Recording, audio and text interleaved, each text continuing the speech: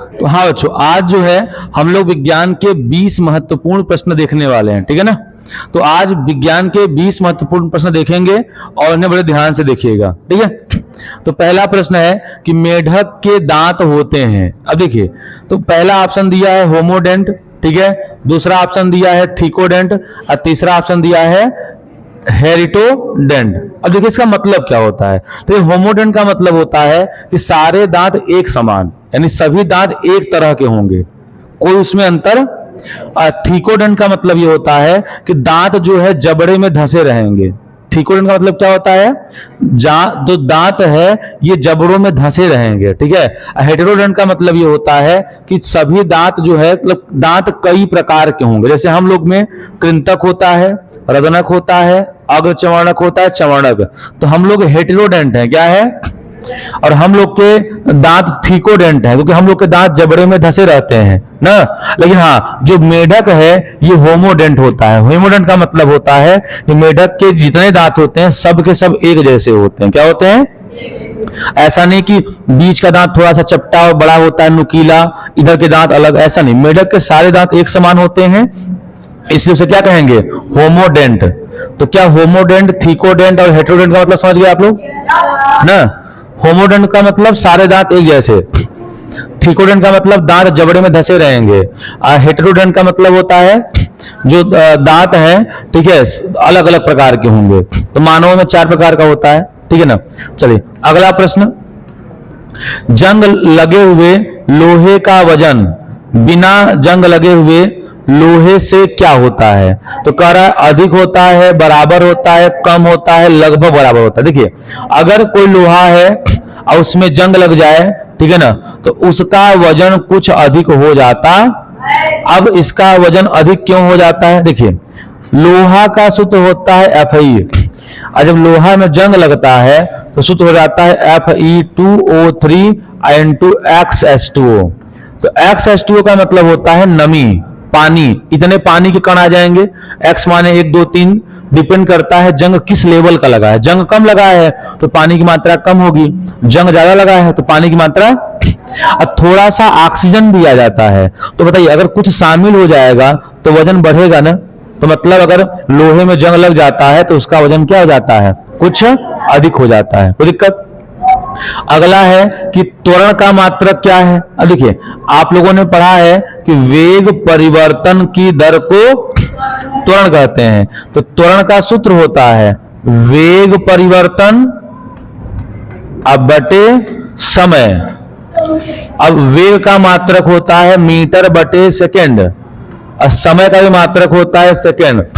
तो सेकेंड और सेकेंड क्या हो जाएगा, सेकेंड की घाते 2, तो हो जाएगा मीटर प्रति सेकेंड स्क्वायर। क्या हो जाएगा, मीटर प्रति सेकेंड स्क्वायर। तो मीटर प्रति सेकेंड स्क्वायर आपका ऑप्शन नंबर क्या हो जाएगा, सी। डी में मीटर स्क्वायर सेकेंड स्क्वायर है। कोई दिक्कत। अगला, चीजों को ध्यान से सुनिएगा भी और समझिएगा भी, ठीक है, तभी दिमाग में जाएगा। अगला है दांत का शिखर बना होता है। शिखर का मतलब दांत की ऊपरी लेयर।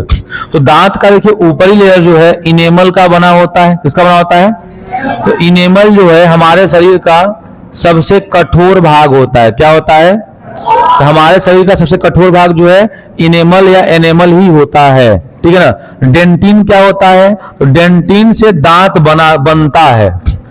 किस पदार्थ से हमारा दांत बना है, डेंटिन से। और दांत का सबसे कठोर भाग तो इनेमल होता है या एनेमल, बात वही है। ठीक है। उपास्थि अलग है। उपास्थि का मतलब ये होता है कि अस्थि से ये थोड़ा मुलायम होता है।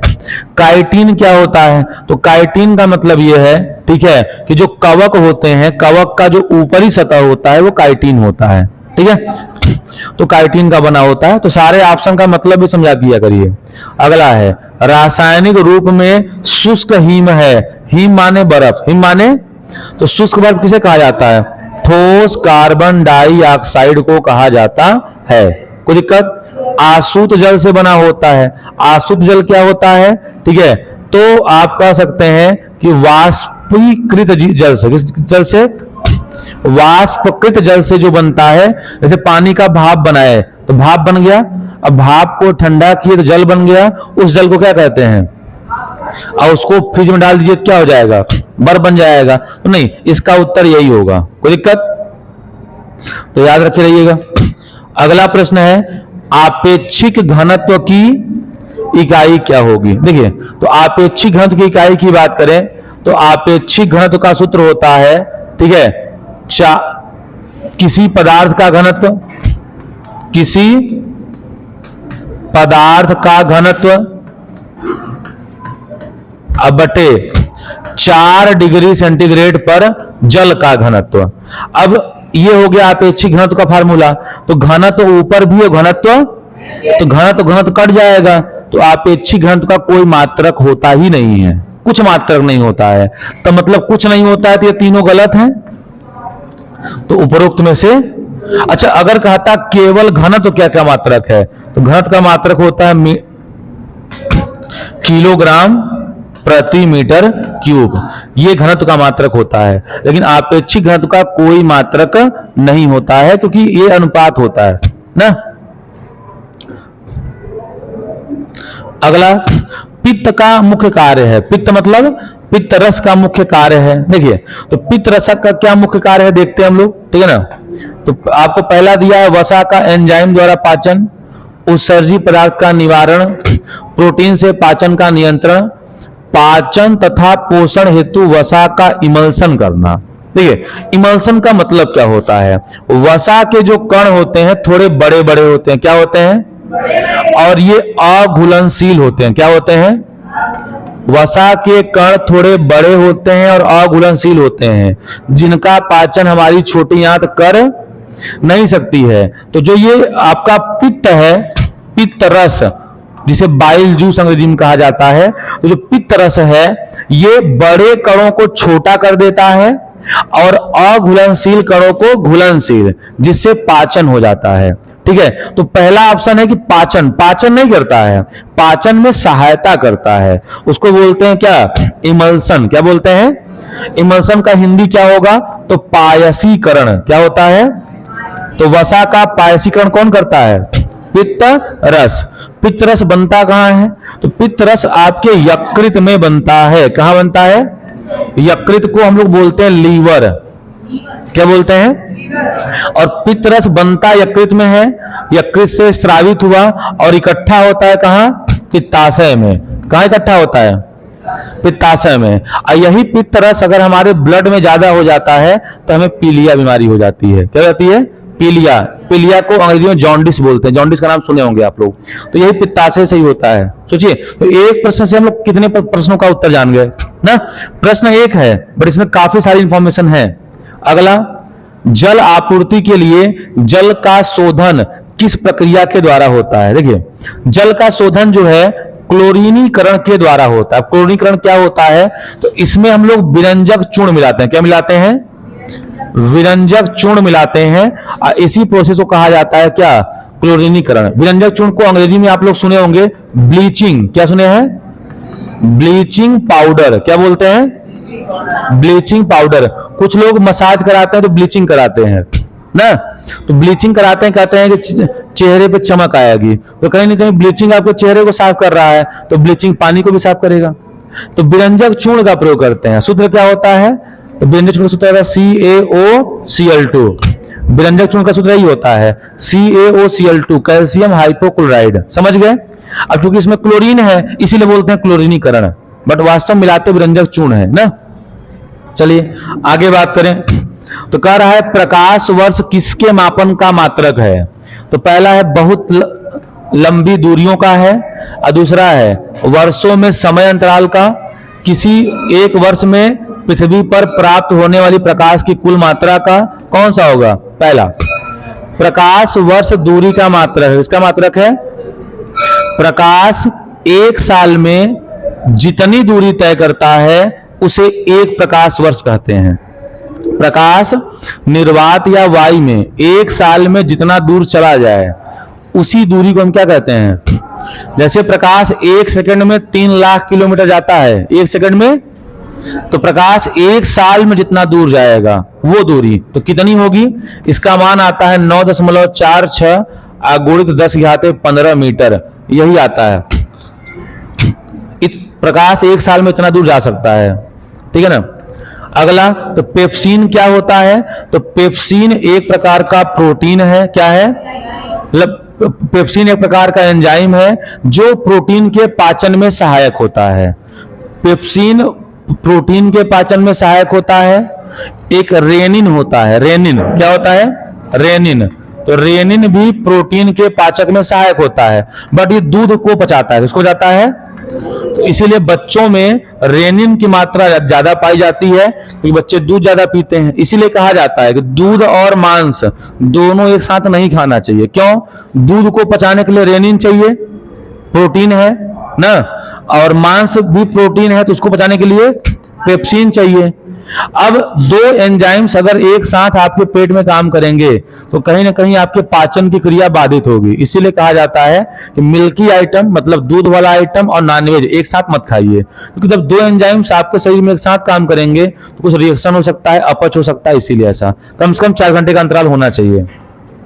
अगला, जल का शुद्धतम रूप है। देखिए, अब समुद्र का जल नहीं, आप याद रखिएगा वर्षा का जल जो है शुद्धतम रूप माना जाता है ये विभाग के द्वारा। वैसे अगर देखा जाए, ठीक है, तो अशुद्ध जल तो शुद्ध होगा ही क्योंकि बनाया गया है, बट कई सारे एग्जाम्स एजेंसियों ने वर्षा के जल को माना हुआ है शुद्ध, तो इसीलिए हम वर्षा के जल को शुद्ध मानते हैं। ठीक, और देख लेते हैं बल का एसआई मात्रक। सबको पता है कि बल का जो एसआई मात्रक क्या होता है?